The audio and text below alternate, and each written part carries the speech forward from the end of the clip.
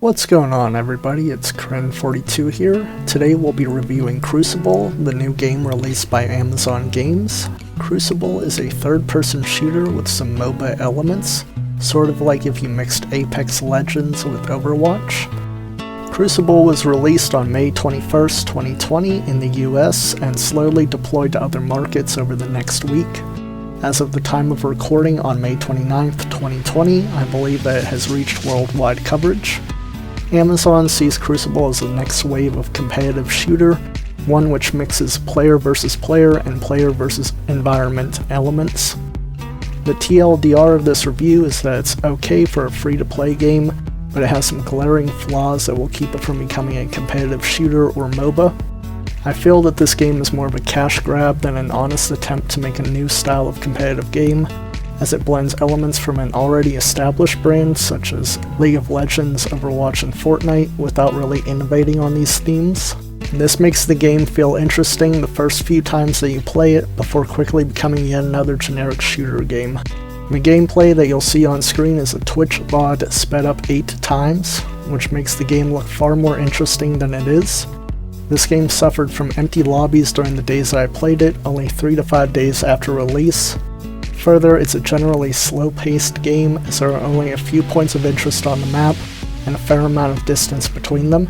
I spent most of my matches running from point to point, trying to find something interesting along the way, only to find the same handful of environmental enemies and generic empty caverns. This game suffers from the cardinal sin of starting the tutorial as soon as you launch it for the first time. I like to adjust the settings before launching the game, which you can't do until after this tutorial is over. Regarding the game's tutorial, it does not explain much. It basically shows you the controls, which are standard shooter controls, and introduces but does not explain the various resources available in-game and your abilities. Regarding these in-game resources, there are several types of bulbs or plants that give you buffs or deploy an environmental hazard when shot. Green restores your health, yellow cloaks you, and the red one deploys spikes around its immediate vicinity if it's on the ground, or it will shoot acid in a random pattern if it's on a wall or ceiling. Relentless really should program in a different color for the different types of red plants, especially for people that are colorblind. There's a resource called Essence, which is largely used as a point system, although you do get a bit of a buff to your health up to a certain level.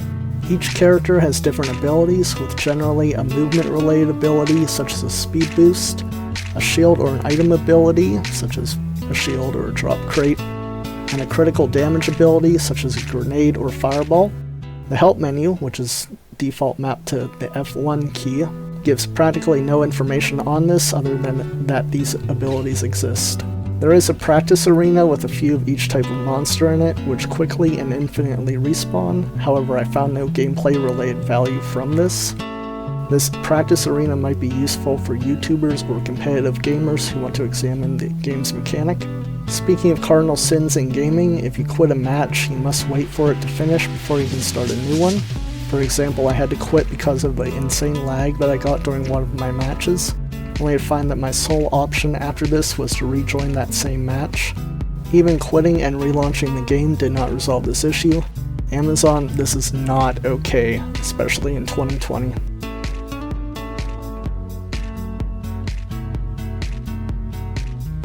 Regarding the actual gameplay, your character has abilities similar to Overwatch or Valorant.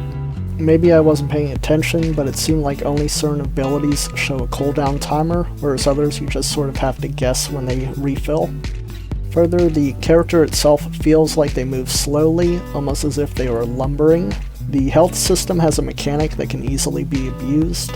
When you are hit, the health bar has a decay system, which lowers your health until it matches the amount of health that you should have after the hit. Sort of a damage per second system, but for all attacks. This means that if you get shot and take 200 health points of damage, your health will rather slowly fall to that level instead of instantaneously dropping. However, you can use health packs, or if your character has one, an ability to restore health before it depletes. This means that an enemy can, quote, kill you, but you can fall back and heal before officially dying to prevent your death. Ultimately, this doesn't matter as most of the game modes offer infinite respawns anyway. There are only 3 modes and they all take place on the same map in this game. Hopefully they release new maps over time and add new modes as they build out this game. All modes have PvE elements such as killing monsters for essence, and PvP elements such as fighting enemy players. 2 of these modes are objective based, but 1 is not. Heart of the Hives has your squad searching for hives, which you have to kill to get their heart. Get 3 hearts to win the match. Harvester Command has you capturing harvesters to get a certain amount of essence or points. Once you get to 100 points, you win. As there are only 5 harvesters, you actually only need to control 3 of them to win the match, as the enemy team will never be able to catch up with only 2 harvesters. While you can capture the other team's harvesters, the map is too large to make this a viable strategy. It's better to just sit back on the points that you have captured and defend them.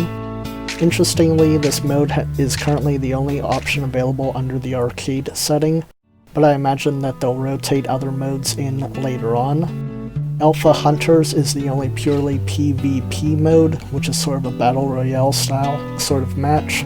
You have to eliminate all other players to win. This is the only mode that I can see as a competitive game mode. The enemies are bullet sponges, which I'm not a fan of. Mendoza, the soldier character, would go through an entire clip in order to kill the single monster at level 1. Enemy players were far more variable, probably owing to their respective leveling. There are no hit markers or any other feedback when you get a hit, at least none that I was able to tell during the match. This makes identifying a hit difficult, as does the lack of damage counters. As your character levels up, their damage output increases, but this just makes the earlier levels of the match feel like a slog. Regarding the in-match level, this controls your health, damage output, and more. You can select options on the upgrade tree for each level while waiting for the match to start. This in-match level resets to 0 after every match. You level this up by killing players or monsters, or literally just by running around. For example, I was able to get from level 3 to 4 in one match by sprinting across the map to try to find the last hive. This in-match level is distinct from the player's meta level, or the traditional leveling system. You know, the level that you mean when you say I'm level 5 in Crucible. This meta level has no apparent effect on anything, it's just for show from what I can tell. You can't unlock anything due to leveling up, which is kind of a shame. There is a battle pass, which has both a free and a paid option. However, this game may as well not have a free tier. The free tier only has a few items that you can unlock. These rewards are given every 3 to 4 levels instead of every level, and the rewards are capped at a fairly low level, 36 at the time of this recording. I got 1,000 credits for installing the game as a pre-season gift, and the basic battle pass, the option which starts you at level 0 of the battle pass, cost me 950 credits. You can buy higher level battle passes, those which would set you at a given point on the scale and grant you a few bonus unlocks, from the in-game store. This in-game store simply redirects you to Steam. As with most in-game credit systems, 1 credit roughly equals 1 US penny, and there are bonuses for buying more in-game credits at a time. For example, buying the $9.99 US dollar credit box gives you 1,100 credits. It looks like you have to complete daily challenges and achievements to progress the battle pass. When you rank up, you unlock a reward. This could be credits, up to a total of 250 on the free tier and 1,000 if you buy the battle pass. Decals, which are the equivalent of sprays in Overwatch. Skins, emojis, the icons that appear above your character, emotes, voice lines, and pod skins. Pod skins are the reskins for the drop pod that you emerge from when you respawn. They have no other functional use. The store section for this game is fairly unimpressive. Most of the skins are generally palette swaps of the character's default skin. Although there are a few which seem to have actual effort put into them, these are also the most expensive skins in the game. The weapon and character skins are also tethered together, which means that you cannot mix and match weapon and character skins.